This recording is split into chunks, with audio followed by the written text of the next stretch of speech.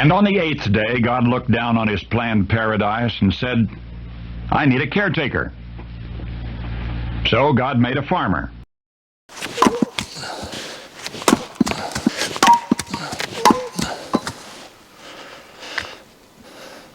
Howdy folks, I'm Darren. Welcome to 8th Day Chronicles here at Cross Timbers Farm. Glad to have you with us today.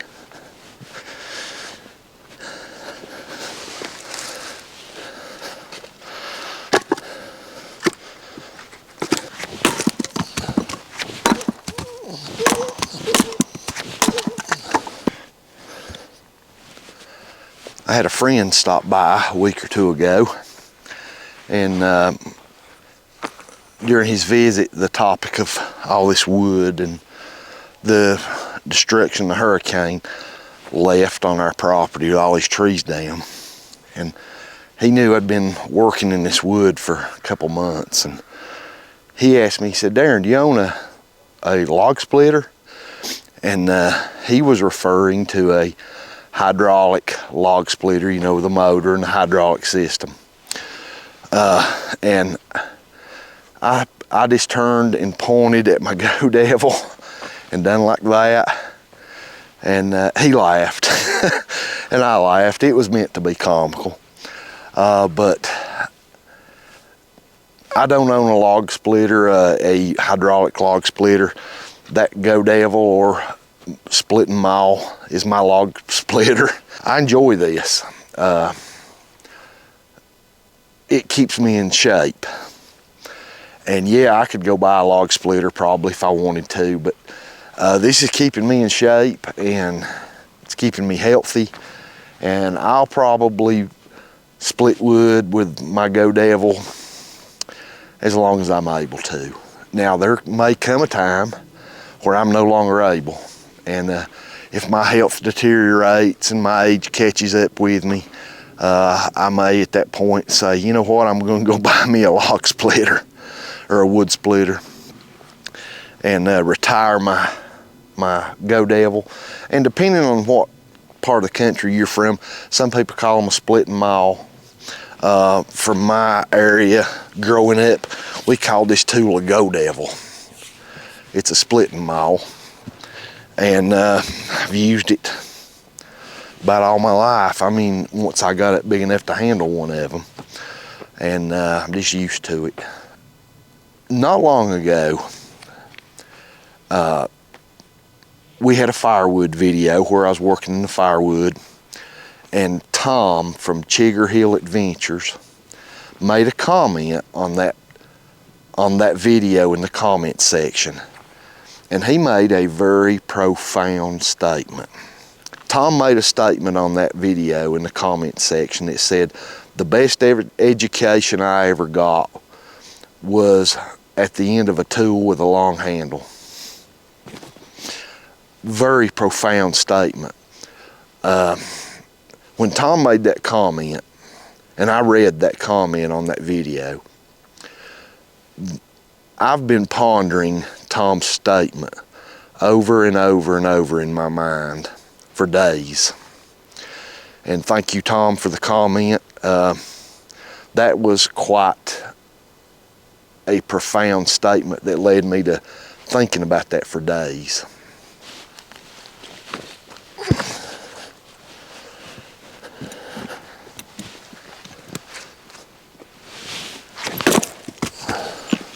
Tom's statement about an education at the end of a tool with a long handle really got me to thinking. I remember when I was 13, 14 years old. I was somewhere in that area. I don't remember exactly, but I do remember it was summertime and it was hot out. I remember that we were out of school for the summer, for summer break. And go back to the beginning to understand this story. My family, we burned firewood for home heat. We had an enclosed wood stove, kind of like you might say a wood furnace, that had duct work and had some fans in it, and it blew the hot air through the ducts into different rooms of the house. We had, we burned a lot of firewood. We would burn 25 truckloads at least, long bed pickup truck loads of wood stacked really high up to cab height a year. We burned a lot of wood, and we heated our hot water with it and everything. We had water jackets in this wood stove, and my dad was an engineering genius when it comes to stuff like that. He built every bit of this himself. But anyway, we burnt a lot of firewood. And growing up, it was me and my older brother, it was our job to, once the firewood was at home, we would go to the woods and cut firewood in forested areas on family property or something like that. We'd put it in the truck, we'd bring it home, and we'd throw it out into a designated area we had for firewood. And at that point, it was just, when we brought it home, it was just in large rounds. We just sawed it, stacked brush, and put it in the truck. We didn't split it or nothing like that in the woods. We done that with it once we got home.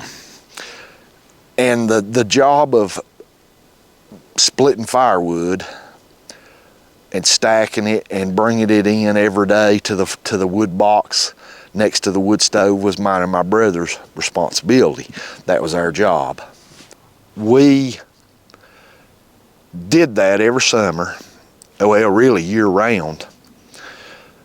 But once my brother reached an age, he was older than me, and he reached an age where he got himself a job, and he was working a job of the evenings after high school, and then when he graduated, he was working a job, and all that splitting of firewood fell on me. Splitting, stacking, all that stuff. I remember this was during the summer, and it was really hot out. It was probably July sometime. And my dad worked a job, a manual labor job, and my dad was a man's man. He was the type guy that would work himself till he couldn't go anymore just physically, and then would jerk himself up by his bootstraps and keep going. However, my dad was very kind and very loving. He loved my mom, he loved his kids, but my dad was the head of our house, and he was a man's man, and he expected me and my brother to be men too. He knew when we were children that we were going to be his children, but once we reached a certain age, it was time to start becoming a man and start teaching us life lessons and learning us how to become a man. And this was a summer that I was out of school, and my dad every day, especially through the summer breaks when we were out of school,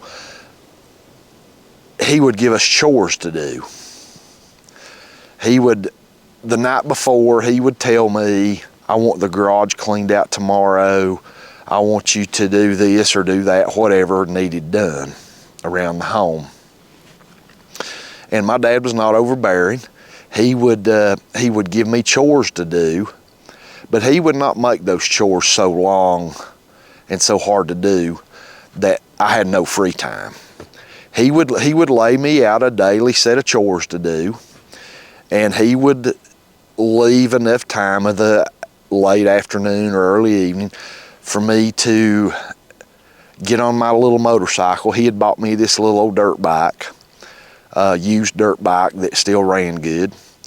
And I would strap my fishing rod to that dirt bike and ride down to the stream that was not far from our home, and I'd trout fish the rest of the evening. I had plenty of free time. But now my dad expected those chores to be done. And if you didn't get your chores done and you were gone fishing when he come home from work, it wasn't good. Okay, he had left me some chores one day, and I don't remember exactly what they were. I had done those chores, and I can remember it was kind of a rainy, drizzly, kind of a nasty day. It was really warm out, but it was kind of just one of those days there wasn't a whole lot to go do because of the weather. He had left me some chores to do, and I had gotten those done pretty quickly, and there was not a lot else to do the rest of the day. He came home from work that afternoon, or evening, and he came in the house, and I was in the house, and I came walking through the kitchen, and he was in there, and my dad was he'd always speak to us every day. My dad wasn't the kind of type to come home and throw his stuff down and be in a bad mood. My dad, I can rarely remember my dad ever being in a bad mood. But he would come home, and he came home, and I walked through the kitchen. He said, "How was your day?" And I said, "Good, Dad, how was yours?" And he said, "Oh, we were busy. Got a lot of work done today," and so just some small talk. And I walked on off, and a few minutes later, I was moping. I kind of just come moping back through the house, and he just kind of looked at me, and I went on, and a few minutes later, I come moping back through the house, and he said, "Son, what's wrong?" And I just stopped and looked at him, and I said, "I'm bored." Oh, that was the wrong thing to say to my dad. He looked at me and he said, "You're bored?" And I said, "Yeah, I'm bored." He said, "What do you mean you're bored?" And I said, "There's nothing to do." I said, "I'm bored." Boy, that was the last time I ever told my dad I was bored. Later that evening, about bedtime, he came to me. I was in the kitchen. He came to me, and he sat down at the table and pointed for me to sit down in the chair next to him. And I sat down, and he said, "Tomorrow, son, I want you in that wood pile out there, and I want a go devil in your hand, and I want you to split wood until I get home.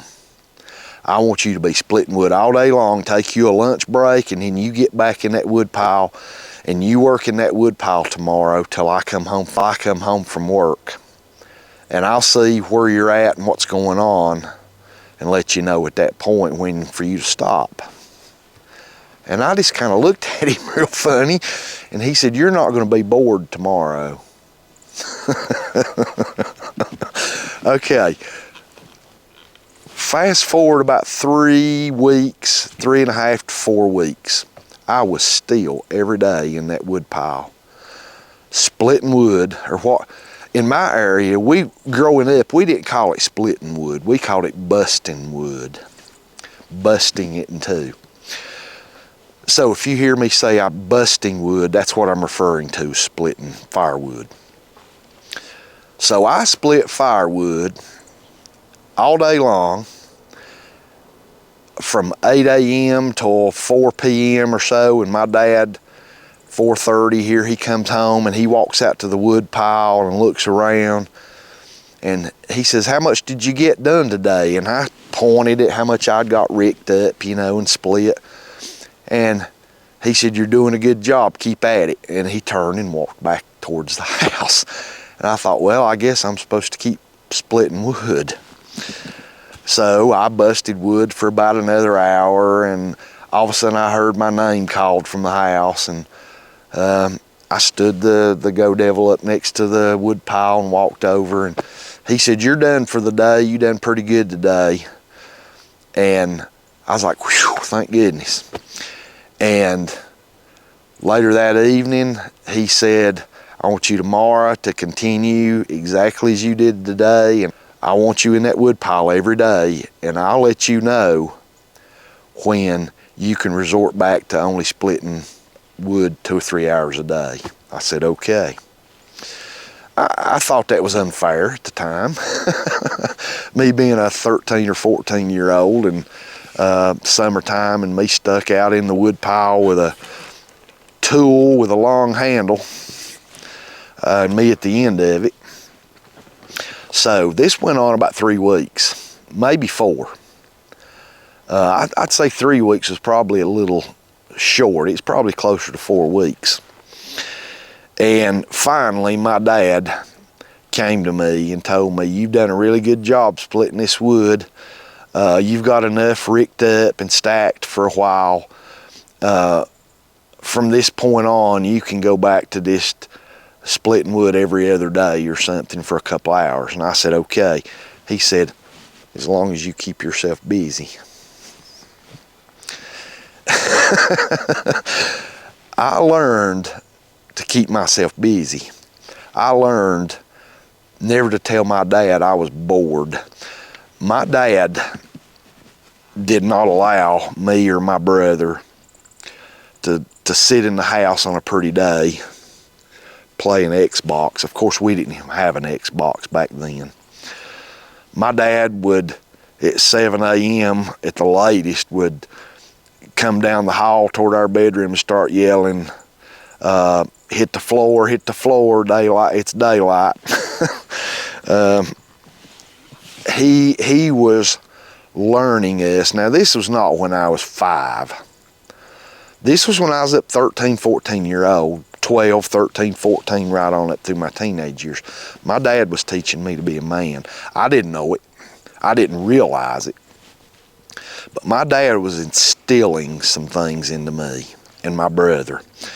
But especially after my brother went on to working for himself, he was instilling things in me, and I'm sure he did my brother too at that appropriate time, to become a man, to have some work ethic, what it means to work hard and have reward for that hard work. I mentioned the motorcycle. I'd work and work and work, and my dad would, when I done a good job, he would praise me, and he would pat me on the back and say, "You done great." When I halfway done something, my dad made me do it again. He was instilling something into me that would last a lifetime. I learned to bust wood with the best of them. I was not, and still am not, a great big guy. I wasn't, 6 foot and 180 pounds when I was 14 years old. I'm still not. But I learned, splitting wood learned me so much that summer, that month, busting wood every day, 8, 10 hours a day, 12 hours a day some days, that I could split wood with the biggest, strongest guy around. No, I didn't have the brute strength he did. A big brute strength guy can just stand there and just start pounding on a piece of wood, and he's got so much strength, he'll eventually maybe bust it into pieces. I had to think about it. I had to get a big knotty piece of wood up on the chop block and spin that thing around and make mental note of where all the knots were and look at the grain of that wood and learn where to strike that wood to start it cracking and splitting. I had to learn to use my available strength in a smart way. It was a problem. I had to problem solve. And it's still, and I had to learn how to do it. Now, my dad could have come out there, and he did years when I was a little bit younger. He came to the wood pile and brought me with him, and he showed me how to look at a piece of wood, firewood, a big round, and how to study that piece of wood just for a few minutes before you just start swinging away and figure out the best way to split that piece of wood. And then later on, he left me to figure it out from that point on my own. Now, if my progress had stalled, he would have given me some more pointers, but he was leaving me there for some time to let me figure this out.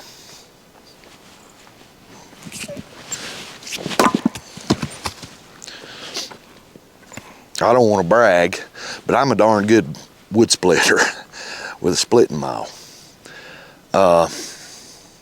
And that was just from experience and hours and hours and hours swinging that Go Devil and splitting firewood. My dad was instilling in me a work ethic as well.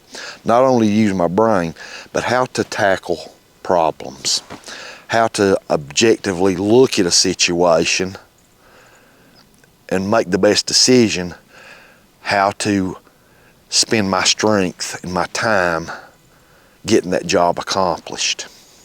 You've heard the old saying, idle hands are the devil's playground. My dad knew that. My dad knew that my boredom was going to lead me somewhere not good. Proverbs 16:27 says, an ungodly man diggeth up evil, and a froward man soweth strife.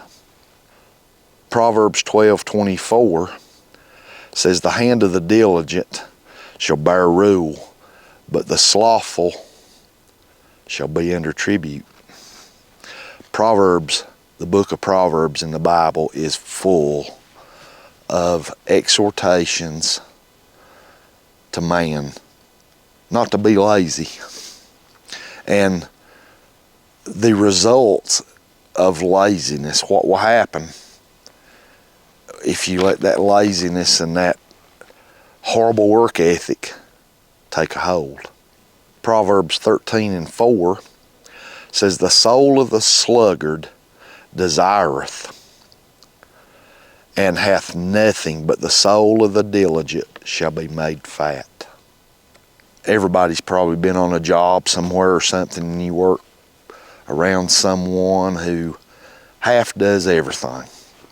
Somebody has to go behind them and clean up, straighten up the mess, correct the problems. Colossians 3:23 tells us that whatsoever ye do, do it heartily, as unto the Lord and not unto men. We're to take every chore put in front of us and do our best, our dead level best. Halfway don't cut it.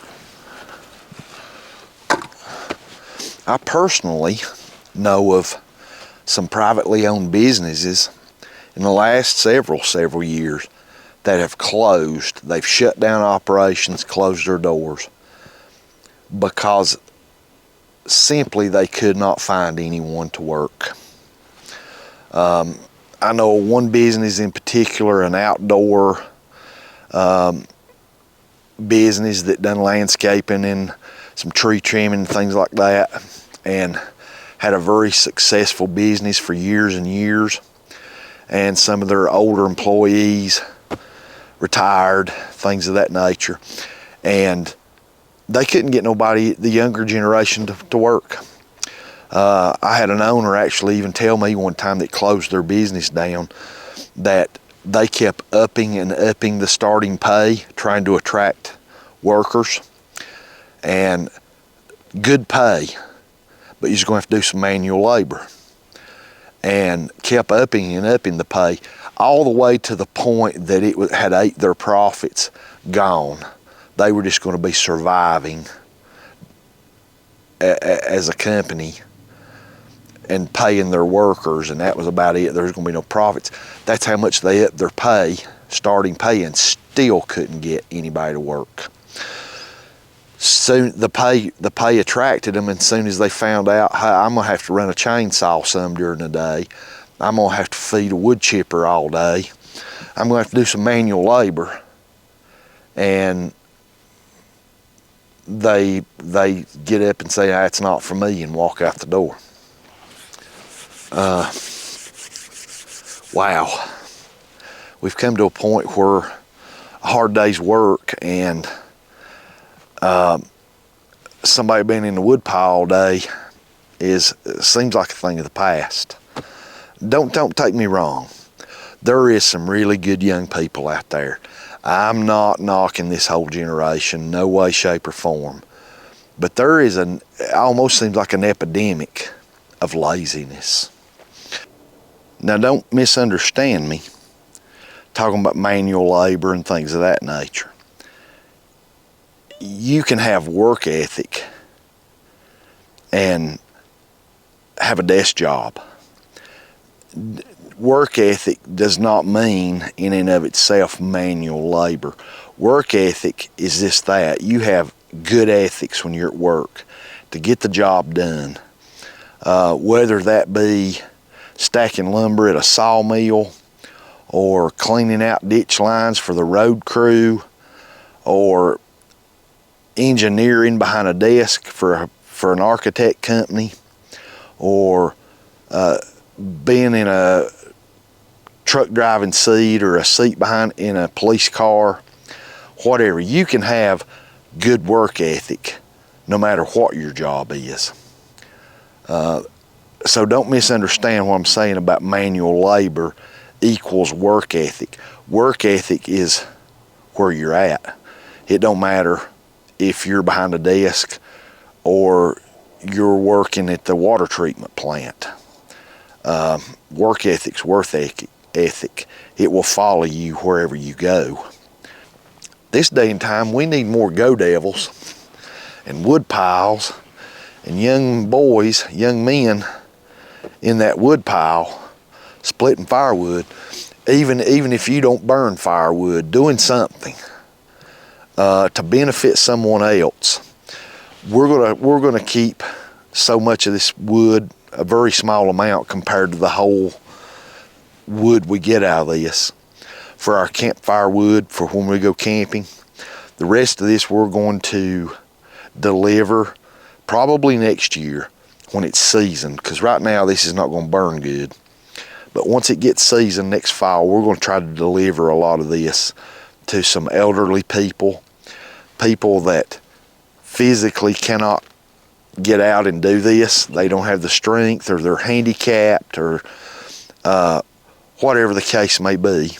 Those hot summer days with sweat dripping off me at times in the wood piles, busting wood all day long, taught me some very, very valuable life lessons.